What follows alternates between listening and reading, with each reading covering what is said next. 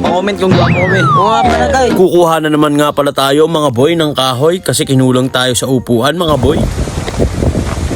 Yon mga boy! Gagawad na naman tayo mga boy kahit nabagyo-bagyo mga boy.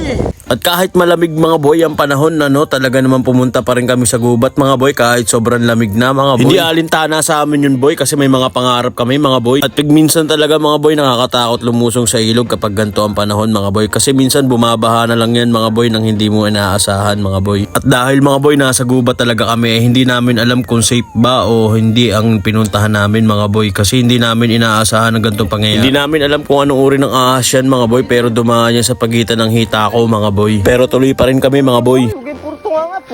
Mag face reveal muna tayo mga guys. Face reveal. Mga boy. Pa-comment kung gwapo kami. Oo nga pala guys. At buti na lang talaga mga boy, nagpapatawa ko ng mga batang yan mga boy. Simple lang naman talaga mga boy ang buhay Maging masaya ka lang ay okay na mga boy. Hanggat wala kang tinatapakan tao, okay tayo dyan mga boy. At mga boy, hanggang dito na lang nga muna tayo mga boy kasi lumakas ang ulan, hindi na agad tayo nakapag-video mga boy. Kaya hanggang dito na lang muna. Peace out! Ano? Saan? Sino? Bakit? Sa paano? Para?